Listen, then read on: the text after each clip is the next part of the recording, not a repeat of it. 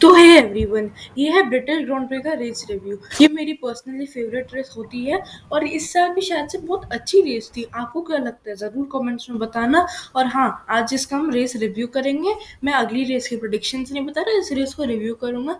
तो इसको शुरू रिव्यू करने से पहले एक बार रेस रिजल्ट भी देख लिया जाए। तो देखो, रेस रिजल्ट ये था, Verstappen was first, Lando Norris was second with McLaren, Hamilton was third in Mercedes, Oscar Piastri was fourth, Russell fifth, Perez sixth, Alonso seventh, Albon eighth, Ferrari ने अपना काम फिर से कर दिया, नाइन्थ और टेंथ लेक्लेयर और साइंस। उसके बाद इस रेस में पूरे 3 DNF हुए थे, गैसली, मैग्नसन और Ocon.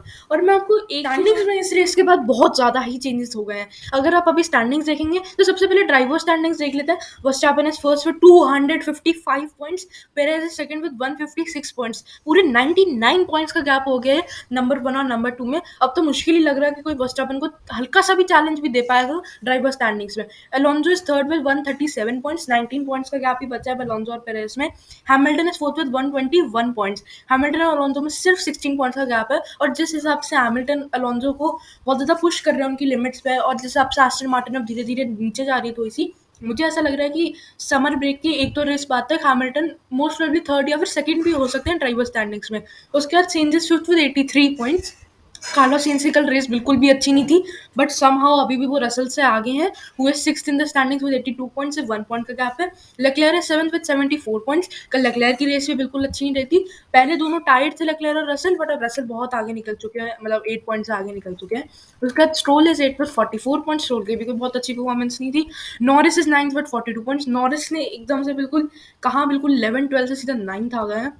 Ocon is 10th with 31 points. इसके नीचे की स्टैंडिंग्स में हमें जो लेटेस्ट जंप दिखता है वो है ऑस्कर पियास्ट्री और एलेक्स आल्बोन का। दोनों के लिए बहुत अच्छा वीकेंड था, तो ये बहुत ज़्यादा बेनिफिशियल हो सकता है दोनों टीम्स के लिए। कंस्ट्रक्टर्स में रेड बुल भी बहुत आगे है, 411 पॉइंट्स हैं, 10 विन्स और 15 पोडियम्स, मतलब उनको हर एक रेस में विन मिली है दोनों ड्राइवर्स से। उसके बाद मर्सिडीज सेकंड है 203 पॉइंट्स के साथ और 5 पोडियम्स है। तो इसका मतलब ये दिखाता है कि रेड बुल डबल है मर्सिडीज के पॉइंट्स के टर्म्स में। एस्टन मार्टिन 181 पॉइंट्स के साथ है, फरारी 157 पॉइंट्स के साथ है, और मकलारन ने अल्पाइन को ओवरटेक कर लिया कंस्ट्रक्टर स्टैंडिंग्स में कल की बहुत ही ज़्यादा अमेजिंग रेस के साथ। तो ये थी ब्रिटिश ग्रांड प्री। तो देखो, आपने इसमें 2-3 चीज़ें नोटिस की होगी कि मर्सिडीज स्पेन में ऊपर गई थी, फिर थोड़ा सा नीचे आई, अब जो ब्रिटेन में अपग्रेड्स आए हैं। अब हम ये इसलिए मेजर नहीं कर पा रहे हैं बिकॉज मकलारन उनसे बेहतर अपग्रेड्स लाई है।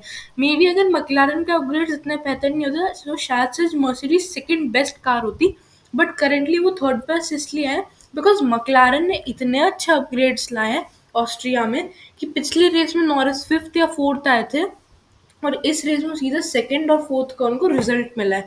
पीएसजी के पास पिछली रेस में अपग्रेड्स नहीं थे, तो वो 17th 18th फिनिश किए थे, बट इस रेस में अपग्रेड्स हैं तो फोर्थ फिनिश किए थे।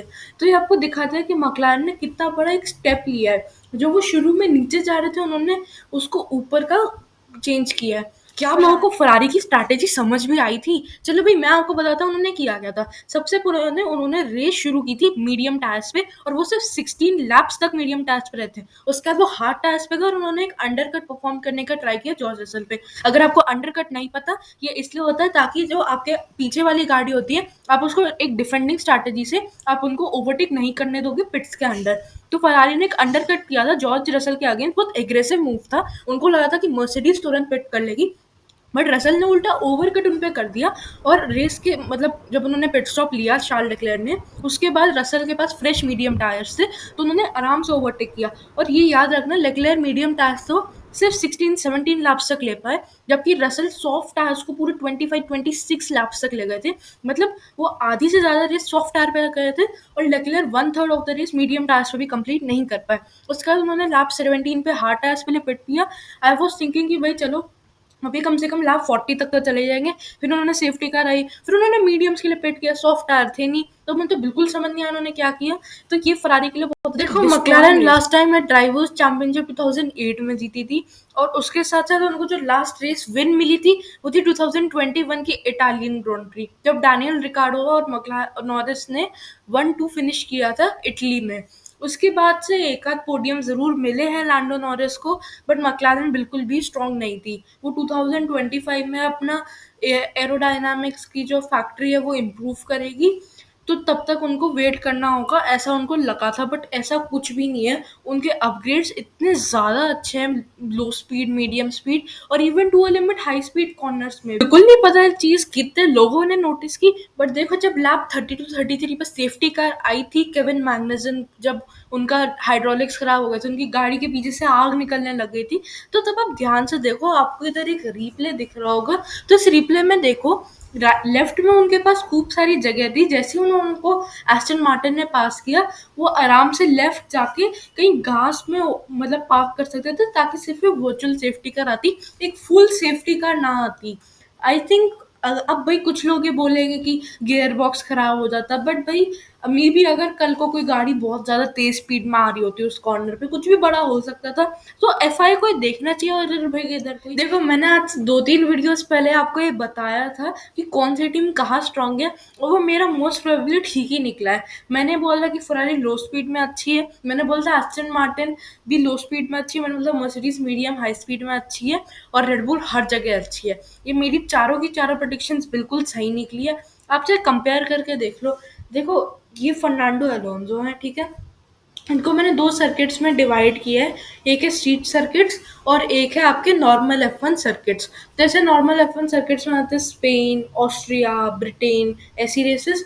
और स्ट्रीट सर्किट्स में आ जाता है आपका सऊदी अरेबिया, ऑस्ट्रेलिया, मायामी, ऐसे सर्किट्स आ जाते हैं।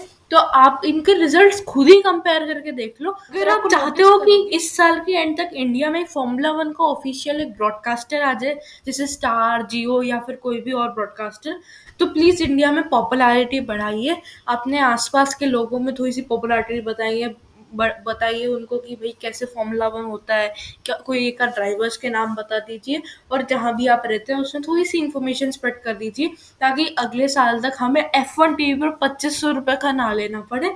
Just joking.